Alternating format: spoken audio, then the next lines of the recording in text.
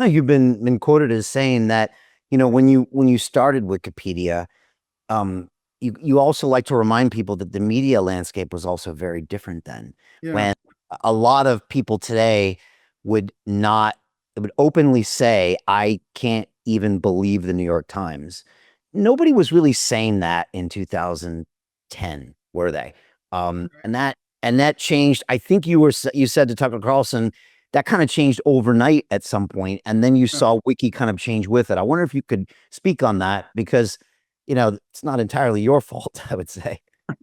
Definitely not. Well, actually, I think that the history of the media landscape is really fascinating, and this is the sort of thing where we can, if you're old enough, you can just think back about how it has changed. If you've been reading enough news since or watching news since the 1980s or 90s, then you've actually seen it unfold.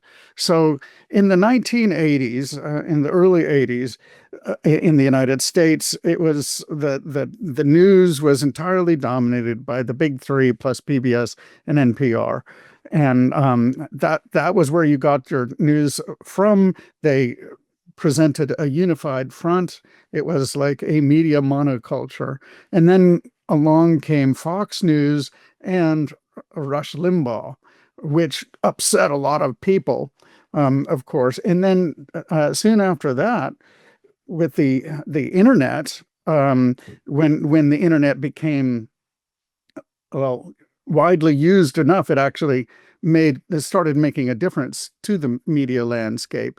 So that in the 2000s, you started to see things like World Net Daily and well, any number of other news sources. Epoch Times got a start around then, I suppose, and and of course Joe Rogan and others, and then they just kept building and building.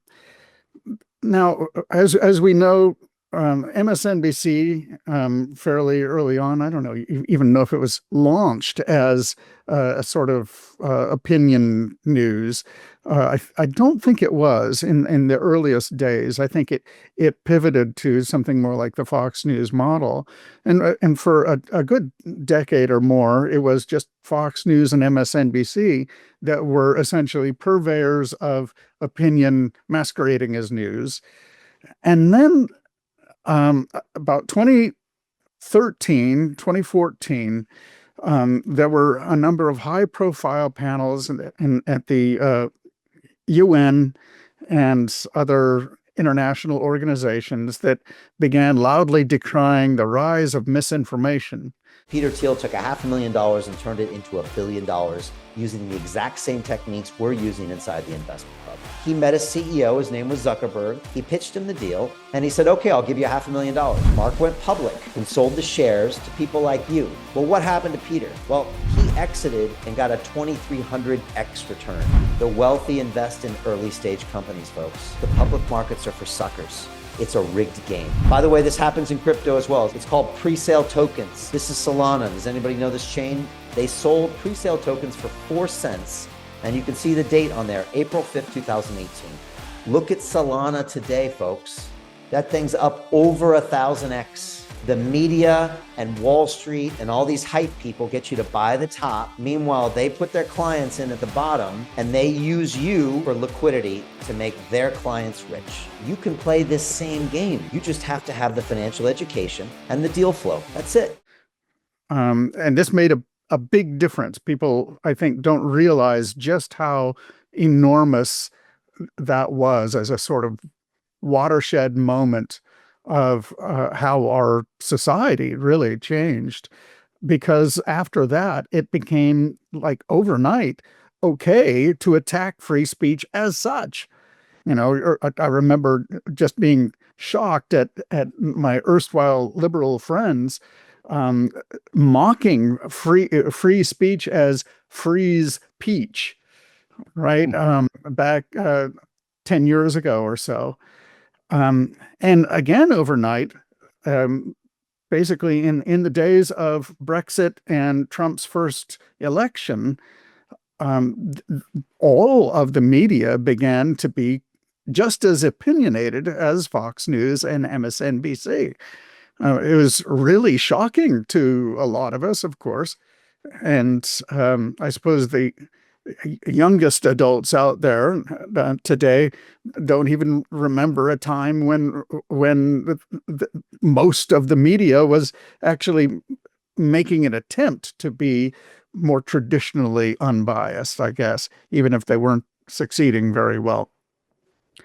And so now we get to the point in 2017, I believe it was, maybe 2018, on Wikipedia, a page was started called the Perennial Sources page, and it was a list of various media sources of various kinds. So not just broadcast news and newspapers, but all kinds of blogs and nonprofit organizations and think tanks and whatnot. They were all listed there as major sources, and they were color coded. The ones that were color coded green could be used without attribution except in footnotes. So the things that they said could be repeated in Wikipedia's own voice, even if they were quite biased, right? Things that were in yellow generally were discouraged. It's like yellow means caution, and basically those things you certainly had to attribute any alleged facts to those sources. And then there were two or three other gradations of credibility on the Perennial Sources page. There was red and gray, and if something is red, basically it's a no-go. You're not allowed to use those sources, except perhaps to characterize what the source, information about the source itself. So you could use the source as a source of information about itself. And then the grade sources, that would include things like Breitbart and any number of others. This is not to slam Breitbart. They couldn't be used even as a source for themselves. They were in the software. It's impossible to link. That the software will stop you from linking to those sources. So what happened as a result of this effort to organize the Wikipedians' opinions about how different sources could be used, it quickly became obvious that the liberal center-left sources could be used, or progressive sources, generally speaking, unless they were extremely radical and anti-establishment. And basically all conservative sources between, again, 2017 or so and, I don't know, maybe 2021, they were all essentially blocked from being used.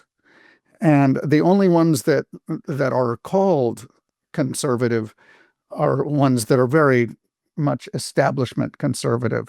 So we're talking about the Wall Street Journal and the Telegraph. And beyond that, very little. To continue watching the rest of the episode for free, visit our website londonreal.tv or click the link in the description below.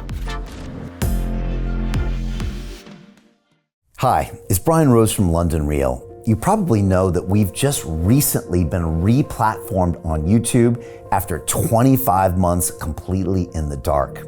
The truth is, I really need your help.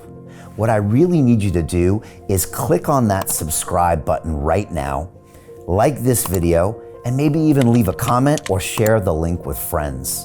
We're really fighting against an algorithm that's tried to keep us quiet for so long. And the more subscribers we have, the more people watch our content, the better guests we can bring you, the better content, and we can continue transforming lives. We've been doing this for 14 years now. I want to do this for another 14 years, but I really need your help. So click on that subscribe button, like the video, leave a comment, share this, and we're going to continue to bring you more and more great content. Thank you.